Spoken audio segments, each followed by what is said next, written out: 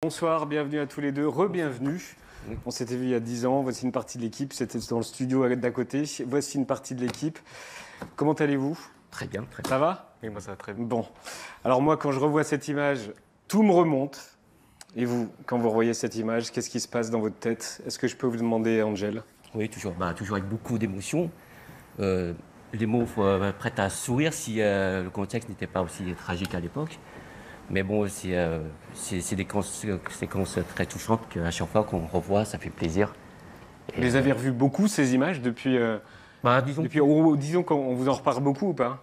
Au début, oui, mais après, au fur et à mesure des années, ça s'estompe. Et puis, de temps en temps, on nous repartage, ou bien des amis me repartagent le lien, ou me reparlent un petit peu, mais bon, plus vraiment. Sur Facebook chaque année? Oui, voilà. Et toi, Martin? Oui, moi on m'en parle beaucoup et c'est vrai qu'à chaque fois que je revois les images, ça m'émeut. Brandon, tu avais 6 ans, est-ce que tu t'en souviens? Oui, je m'en souviens. C'est vrai, tu t'en souviens? Oui, je m'en souviens parce que ça m'a beaucoup marqué. Mais est-ce que tu t'en souviens parce que tu as revu l'image ou tu te souviens vraiment de ce moment-là? Non, je m'en souviens vraiment. D'accord. Ça m'a beaucoup marqué du coup. C'est quelque chose qu'on n'oublie pas, quoi. C'est tout.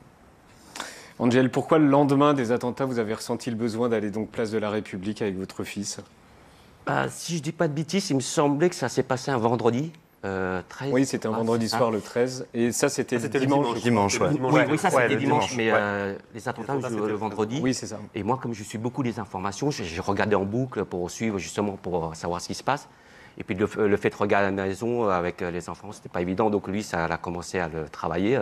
Il commençait à avoir un peu peur. Et donc, il ne comprenait pas vraiment ce qui se passait. Tout ce qu'il savait, c'est qu'il avait peur. Donc, je me suis dit, la meilleure façon de le rassurer, c'est peut-être de l'amener sur place. Parce que j'ai vu qu'il y avait des gens qui ont commencé à venir petit à petit se recueillir, déposer des fleurs. Je me suis dit, en faisant la même chose, ça peut peut-être le rassurer, on puisse être sur place et lui expliquer. Ça peut être quelque chose de positif. Et Brandon, si tu te rappelles de ce moment, j'imagine que tu te rappelles peut-être de la peur dont parle ton père. Et de quoi tu te souviens des attentats en eux-mêmes? Et puis est-ce que le dimanche soir, en rentrant après la place de la République, est-ce que tu as eu moins peur peut-être? Oui, j'ai eu moins peur du coup parce que j'ai pu me faire rassurer par mon père.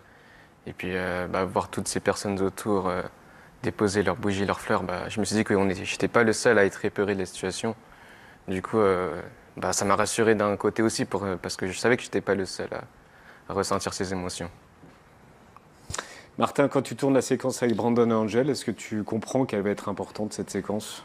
Non. Parce qu'il y en avait d'autres, hein. Oui, tout à fait. Il y avait d'autres séquences, tu t'étais baladé dans le quartier, dans le 3e, Oui, on avait tourné un peu partout, mais non, pas du tout. Et puis c'était un moment qui était très particulier parce que je pense que, et puis c'est le cas pour beaucoup de journalistes, mais il y avait beaucoup d'émotions. Il y avait beaucoup d'émotions à titre personnel aussi avec ce qui s'était passé. Et voilà, on s'était dit effectivement que ça pouvait être intéressant de voir, parce qu'on avait vu qu'il y avait des parents qui venaient justement avec leurs enfants. Comment est-ce qu'on raconte ça en fait à son gosse, parfois en très bas âge. Et j'ai vu Brandon et Angel en train de discuter. On a fait cette interview, enfin on a capté ce moment. Et puis c'est par hasard, ça s'est retrouvé. Il s'est trouvé que c'est devenu très viral très vite. Ouais. Mais non, c'était pas du tout pensé, prévu. Enfin, Non. absolument pas.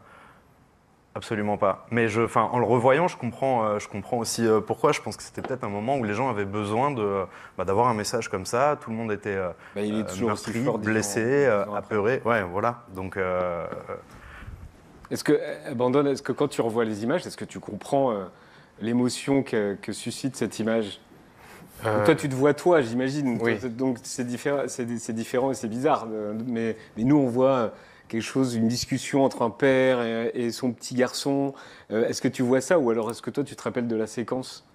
Quand j'étais petit, je comprenais pas trop pourquoi c'était si important. Pourquoi c'était viral? Oui, voilà, c'était viral. Mais là, maintenant, du coup, 10 ans après passé, j'ai compris pourquoi c'est devenu viral la vidéo entre mes paroles innocentes quand j'étais petit et les messages de paix qu'envoyait mon père. toi, à l'époque, tu te disais que c'était bizarre qu'il y ait un monsieur américain qui te demande ta couleur de fleur préférée. Angel, c'est vrai qu'on vous a demandé de l'argent? On vous a proposé de l'argent, par Oui, exemple? oui, c'est vrai. Alors, je ne sais pas comment d'autres médias américains ont su que j'allais être interviewé par Anderson Cooper, donc ils m'ont contacté directement. En me disant, ils ont été très clairs, ils m'ont dit, voilà, nous, on veut passer avant Anderson Cooper. Ah, donc on vous propose de l'argent. Combien ils vous en proposent? Je ne sais pas, ils m'ont dit combien vous voulez. Et je leur ai dit, mais c'est pas une question d'argent. Ça, on parle du lendemain ou du surlendemain, hein. Oui, oui, voilà. Je lui ai dit, écoutez, non, moi, je ne fais pas ça pour l'argent, c'est pas une question d'argent. Et puis, il était hors de question que je me fasse d'argent, surtout dans les circonstances des gens qui sont morts. J'ai dit, non, non, moi, vous serez venu me voir avant CNN, Anderson Cooper, je vous aurais donné la priorité, mais là, le fait, c'est qu'on m'a contacté avant, donc... Oui. Non, non, c'était vraiment pas une question d'argent, et j'ai refusé. C'était 2 médias américains, mais je ne sais plus c'est lesquels, parce que je ne veux pas dire de bêtises. Non, non, oui. Mais c'est vrai qu'ils m'ont demandé, et ils ont insisté. Hein. Et j'ai pas voulu. Ouais. Angel, vous tenez un bar tabac à Reims et Brandon, tu es au lycée. Tu as envie de faire quoi dans la vie? Alors moi, plus tard, j'envisage tout ce qui est agent immobilier, tout ce qui est métier dans l'immobilier. C'est vrai que tu voulais être journaliste, mais Oui, tu n'étais pas stagiaire dans les studios ici? Si, j'étais chez L'an RT. dernier, c'est ça? C'est ça. Non, c'était il y a 2 ans. C'était il y a 2 ans, c'était un stage de 3e. C'est ça, oui. Et donc ça t'a pas donné envie? Si. Ok, alors je fais mon stage dans une émission de télé et je veux devenir agent immobilier. J'ai trouvé que c'était super. Hein, J'ai trouvé que c'était super, vous êtes super, mais je vais être agent immobilier plutôt. Donc qu'est-ce qui s'est passé qui ne t'a pas plu? Moi, honnêtement, du coup, moi, je suis plus quelqu'un en contact avec les clients. Je suis plus à l'aise tout ce qui est négociation, discussion face à face. Et je me suis dit que agent immobilier, c'est un métier qui me correspondait, on va dire, entre guillemets. D'accord. Et t'as appris des trucs quand même ici?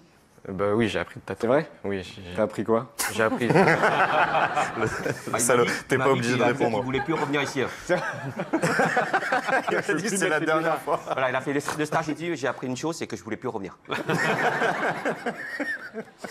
Angel, est-ce qu'aujourd'hui vous auriez les mêmes mots pour expliquer ce drame à un enfant?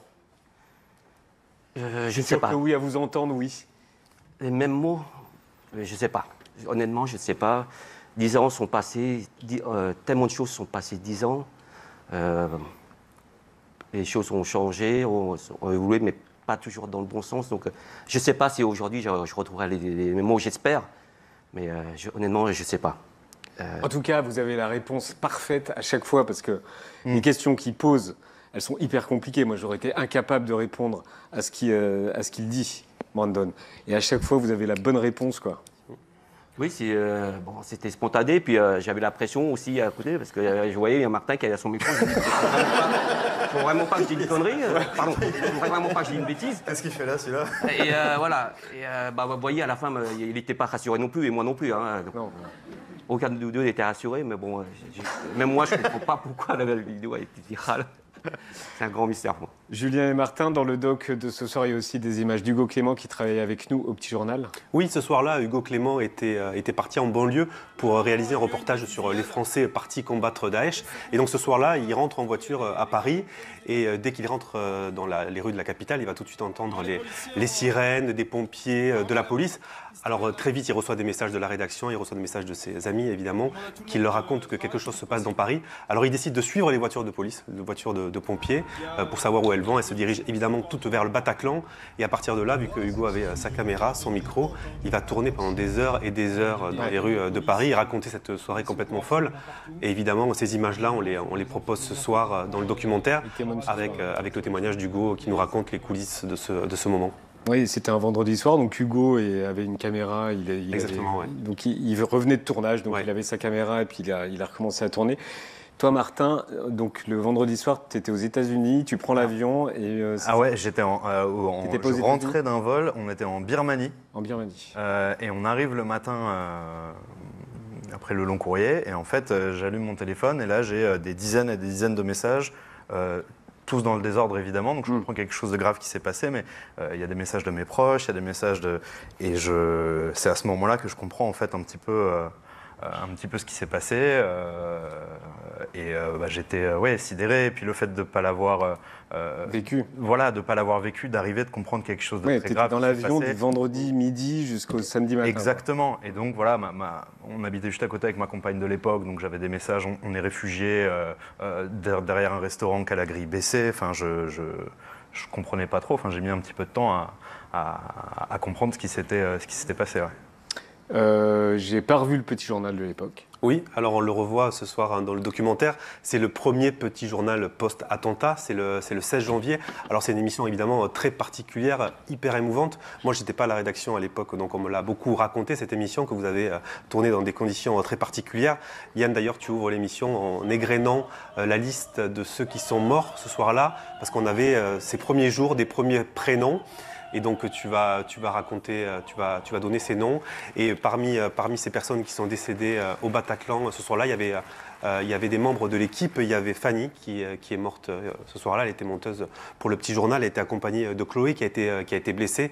Donc c'était vraiment une émission très très particulière pour vous à fabriquer et pour nous à regarder. Tu te rappelles quand tu étais venu sur le plateau? Oui, je me rappelle. C'est vrai, tu t'en rappelles aussi? Oui, je me rappelle. D'accord. Ok, c'était une bonne expérience. C'était toi là. Merci à tous les deux d'être venus sur le plateau de Quotidien. Je suis ravi de vous revoir 10 ans après.